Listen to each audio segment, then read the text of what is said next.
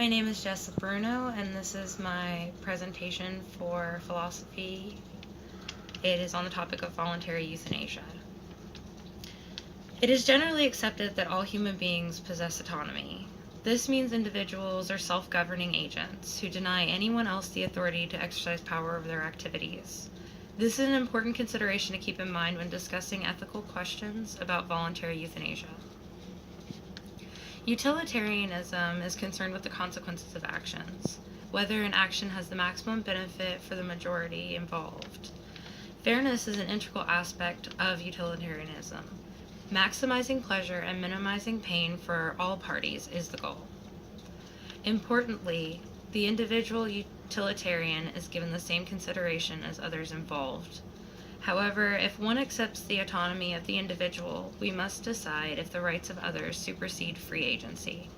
In the case of voluntary euthanasia, or assisted suicide as it is sometimes called, the utilitarian must answer, does the suffering of the individual outweigh the suffering that their choice to die will cause? The motive of euthanasia is to bring about the death of someone whose existence is so painful that they would be better off dead. I will focus on individuals with terminal physical illness specifically for this. If we accept that all people, as autonomous individuals, have the supreme right to self-determination, even with regards to the manner and time of their death, we cannot work to prevent it. However, this doesn't answer whether it is ethically permissible from a utilitarian standpoint. The effect on others involved, from family to society, must be considered.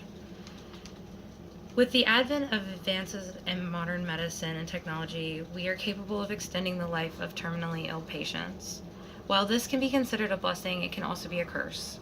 Prolonging an individual's death can give them a valuable opportunity to say goodbye to loved ones, but it can also prolong their pain and degeneration.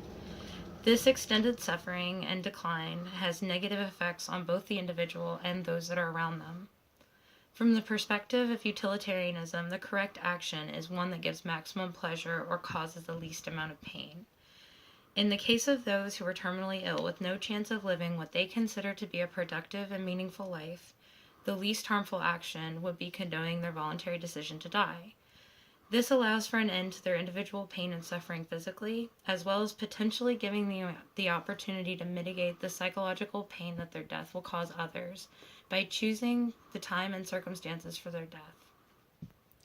This can provide a sense of closure for those involved and allow the patient to die in familiar surroundings. In conclusion, utilitarianism can answer the ethical question posed by voluntary euthanasia of terminally ill individuals. As long as the decision to die gives maximum benefit to the majority involved with minimum pain, it is ethically correct. I utilize the Stanford Encyclopedia of Philosophy website as my source for this project.